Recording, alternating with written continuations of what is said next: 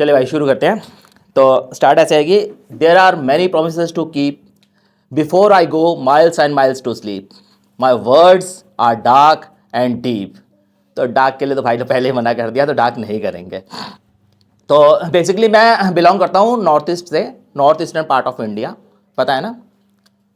तो ना मैं कुत्ता खाता हूँ, ना मैं इंसान खाता हूँ, और ना जैकी चैन मेरा रिश्तेदार है। मैं ट्रू प्योर इंडियन, ठीक है।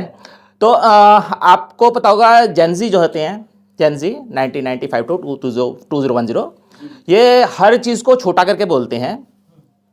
जैसे एक वर्ड होता था पहले, जान, मेरी जान बोलते थे, उसे फिर बाबू में आ गया, अब वो बे में चला गया, BAE, बिफोर एनीवन एल्स। मतलब कितनी अच्छी चीज़ है।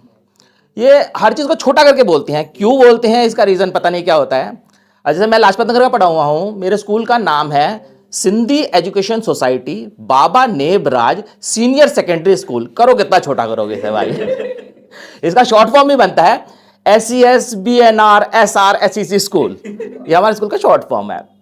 तो ऐसे आपने देखा होगा कि जो जेनजी होते हैं इनकी दिक्कत क्या होती है कि इनको हर चीज़ में अपनी ना कुछ वो डालनी होती है।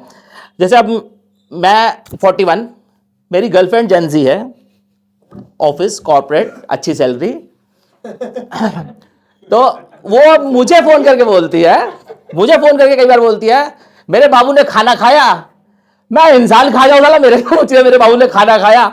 मतलब जो हम 20 साल पहले कर चुके हैं वो उनका अभी भी वही चल रहा है। जेनजी में ये दिक्कत होती है, पर ठीक है, जैसे चल रहा है वैसे चलता रहेगा। अब अभी जैसे हम मेट्रो में आ रहे थे, तो मेट्रो में क्या हुआ कि हमारे सामने कपल बैठे हुए थे, हस्बैंड वाइफ और एक छोटा सा बेबी उनका। तो वाइफ जो है वो अपने बेबी को देख रही थी, तो उसका ना फेस में थोड़ा सा गंदा लगा हुआ था। तो अपने उसका बेटे को कहती है कि देख नहाता नहीं है ना। तो उसके पापा कहते हैं मम्मी नहीं नहलाती ना।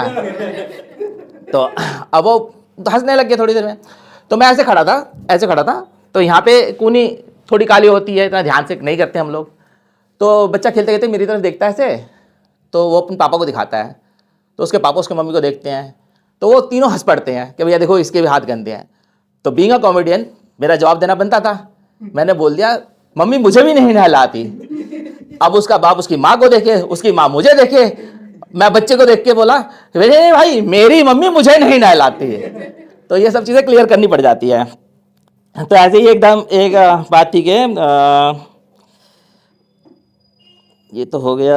एक तो ये क्लीन करने के चक्कर में रणवीर ने ऐसी लगा दी है, बीच में से गालियां एडिट करते करते दिमाग घूम जाता है, क्योंकि क्लीन लिखना बहुत मुश्किल है यार। आप वैसे तो लिख सकते हो। और क्या सुनाए आपको, चलो अपने स्कूल का एक किस्सा सुनाते हैं। हमारा एक दोस्त है, उसका नाम साहिल है।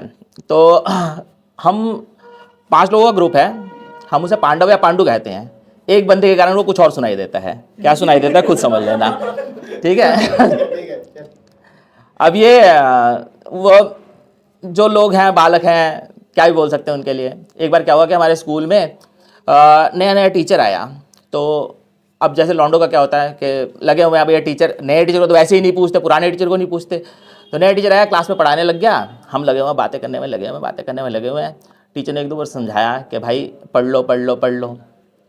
हमने कहा भाई लगे रहो अपने बातों में लगे हुए हैं। तो थका गया टीचर बोलता है कि भाई देखो अगर तुम्हें यही करना है ना तो एक एक करके करो, इतना ही है। बाकी बाद में देखेंगे, क्योंकि बहुत क्लीन करने के चक्कर में रह जाता है। और मैं एक बस उससे ख़त्म करूँगा कि माना कि कभी तुम्हारी थी वो, आज किसी और के गोद में बैठी है वो। उसके जाने के बाद में, ये रिश्ता टूटने के बाद में, सब कुछ पीछे छूटने के बाद में, अगर तुम वहीं बैठे हो तो निकट भूतिया हो तुम। अब भूतिया को आप खुद लगा लेना क्या बोलना है। That's my time, thank you.